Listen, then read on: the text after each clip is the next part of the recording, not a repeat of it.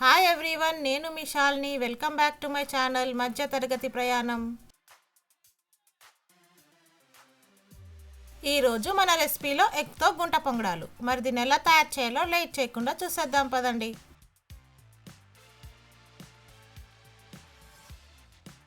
ముందుగా మనం ఒక బౌల్లో 4 గుడ్లను కొట్టిపోసుకోవాలి.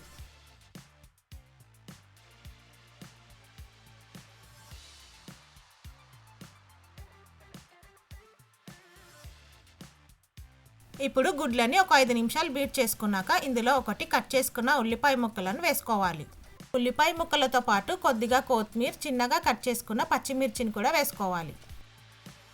అలాగే కొద్దిగా కరివేపాకు, చిన్నగా కట్ చేసుకున్న టమాటా ముక్కలను వేసుకోవాలి.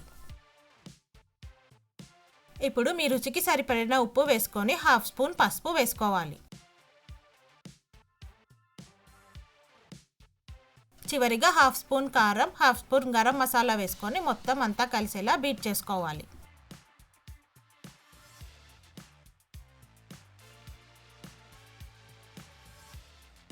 మనం వేసిన మొత్తం ఇంగ్రీడియంట్స్ అన్నీ ఎగ్ మిశ్రమంలో కలిసే వరకు 5 నిమిషాలు బీట్ చేసుకోవాలి.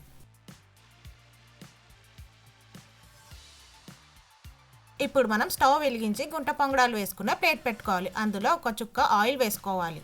ఆయిల్ వేసుకున్నాక మొత్తం అంతా స్ప్రెడ్ చేసుకోవాలి.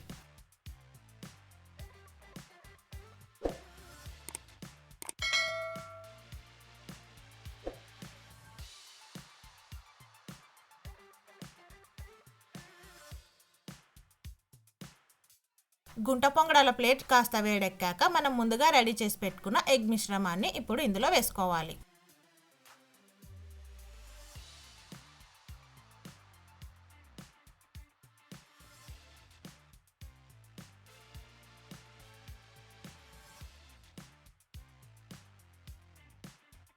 ఎగ్ బ్యాటర్ మొత్తం అన్నిట్లో ఫిల్ చేసుకున్నాక మూత పెట్టి ఒక 2 నిమిషాలు ఫ్రై చేసుకుందాం.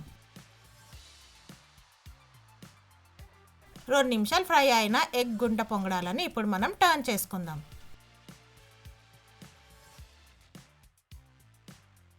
ఫ్రెండ్స్, ఈ రెసిపీ మనకు చాలా ఫాస్ట్గా అండ్ ఈజీగా అయిపోతుంది.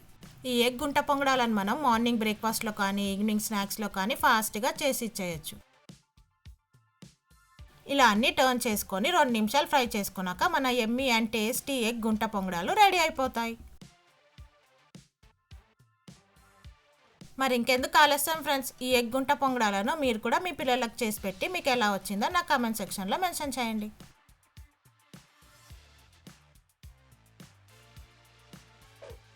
ఈ రెసిపీ కనుక మీకు నచ్చినట్టయితే లైక్, షేర్ మరియు సబ్స్క్రైబ్ చేయండి.